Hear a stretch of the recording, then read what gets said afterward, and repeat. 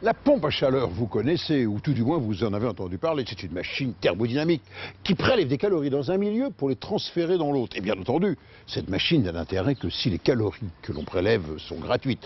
Autrement dit, par exemple, celles de l'air ambiant. Eh bien, dans ce domaine, il y a du nouveau, et oui, une nouvelle race d'engin, la pompe à chaleur haute température. Alors ça se passe ici, à Feuquer, en Vimeu, chez OR, dans son centre de recherche. Suivez-moi bien.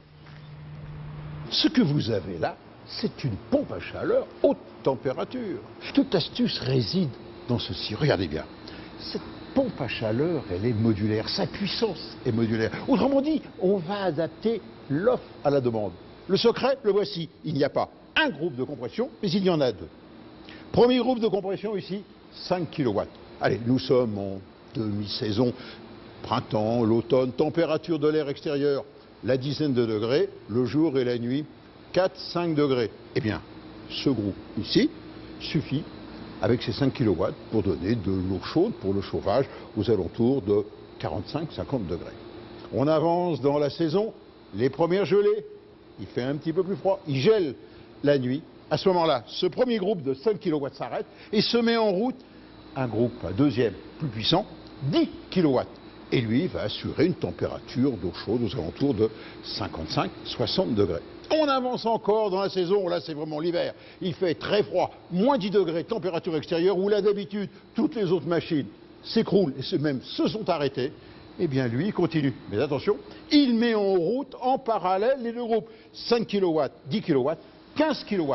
Et avec les 15 kW, avec moins 10 à l'extérieur, on arrive à avoir de l'eau, le chauffage à 70 degrés. En résumé, avec cette machine haute température, eh bien, on joue et gagne sur les deux tableaux. Premier tableau, la modularité. Autrement dit, on adapte sans arrêt l'offre à la demande dans le domaine des puissances. Deuxièmement, alors que les autres machines s'arrêtent, elles, plus on demande en puissance, plus elles montent en température. Enfin, dernier avantage, et non des moindres, à faible puissance, lorsque seul le groupe de 5 kW fonctionne, eh bien, le ventilateur, lui, tourne lentement, ce qui, bien sûr, est gage de confort, de silence, de réduction de bruit. Donc, ici, à Feuquer, en Vimeu, chez OR, dans ce centre de recherche, bien sûr, on conçoit les machines, on les met au point, mais également, on les teste dans les conditions réelles de fonctionnement. Et ça se passe ici, dans cette chambre climatique, où se trouve Lionel. Vous voyez, la pompe à chaleur haute température fonctionne ici dans cette enceinte climatique à moins 10 degrés, 95% d'humidité relative. C'est le brouillard givrant, une journée d'hiver dans des conditions très sévères de fonctionnement. Mais malgré ces conditions-là, la pompe à chaleur haute température continue de prélever des calories gratuites dans l'air pour les transmettre à l'eau du circuit de chauffage à une température de 70 degrés. Si j'ai bien compris, l'avantage de cette machine est d'être modulaire. Mais pourquoi ne pas avoir choisi la technique inverter? Les pompes à chaleur invertères reprennent des composants de climatisation et de ce fait ne sont pas optimisées pour un fonctionnement en chauffage à haute température. Reste maintenant la dernière partie qui vous concerne, vous comme moi, consommateurs, c'est-à-dire l'installation de la pompe à chaleur haute température. Donc regardez, nous sommes dans la baie de Somme, près du parc du Mercantaire. Mon Dieu, avec eux c'est beau, surtout quand il y a un beau ciel bleu. Donc nous sommes chez monsieur et madame Pion à Favières.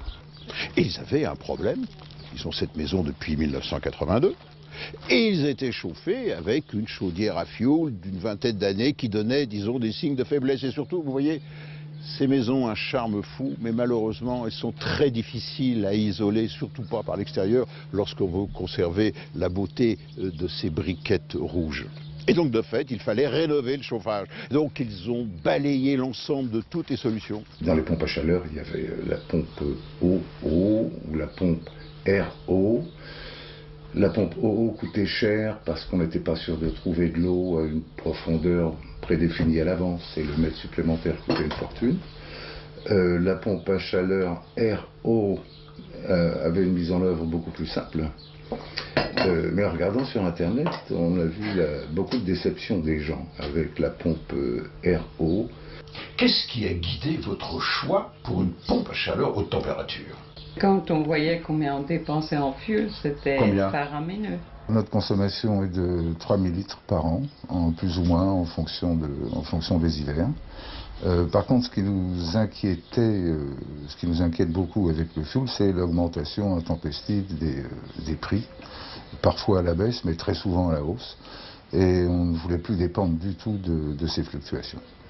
Donc c'est pour ça qu'on a décidé d'installer une pompe à chaleur qui va nous permettre déjà de nous libérer de l'idée même d'avoir du fioul et de réapprovisionner. Et ça va nous permettre de réaliser des économies substantielles. Et puis aussi, ça marche sur le radiateur existant.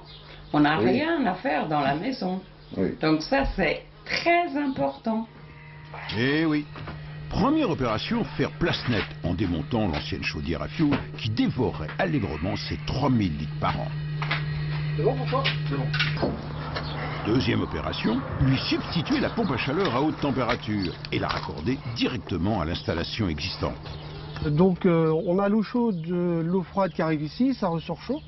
Ça va dans le pilote hydraulique qui lui-même est relié au chauffage central.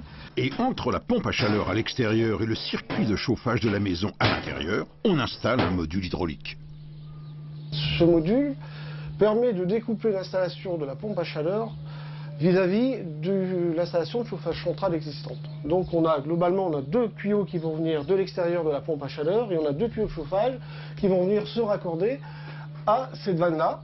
Donc c'est-à-dire que ce qu'il y a après, c'est l'ancien chauffage central de l'installation qu'on n'a absolument pas touché. On est sur la rénovation, donc il n'est pas rare de voir des bouts dans les circuits. Donc ce système va permettre de décanter, d'assurer une certaine flexibilité du fonctionnement de la pompe à chaleur, et aussi de faire tous les réglages de fonctionnement de l'installation pour le confort de nos clients. Donc rien à l'extérieur de les réglages. Rien du tout à l'extérieur. C'est extrêmement simple. C'est très très simple, effectivement. C'est une solution qui est très simple, effectivement, elle s'accorde parfaitement à ce type d'installation. On enlève la chaudière fioul et on met cette installation et on a tout à fait le confort et l'efficacité énergétique. C'est fini? C'est pratiquement fini, il y a jusqu'à remettre le câblage électrique. On va ramener la puissance électrique, c'est-à-dire le phasé neutre en 220 volts. Et puis on pourra bientôt procéder à la mise en eau et donc la mise en route de la PAC. Très simple. Et elle tourne. Et surtout, cet hiver, elle va assurer à elle seule le chauffage de l'habitation sans apport extérieur d'énergie. Reste le dernier point, le bruit pour le voisin.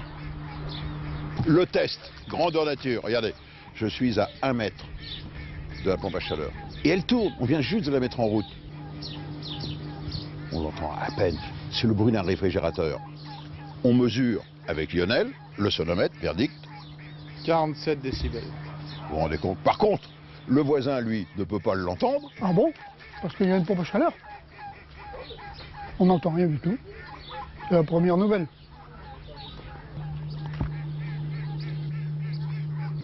Mais on continue, nous, d'entendre ces canards.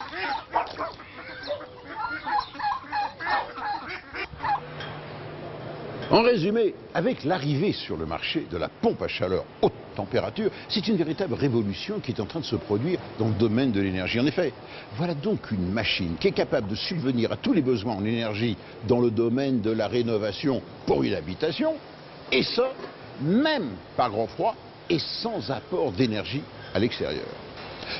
Cette machine qui a été conçue, mise au point, testée ici au centre de recherche de Weir à Feuquer en Vimeux, eh bien, est désormais produite en série sur cette chaîne de montage puisque le succès est au rendez-vous. Alors, bonne installation.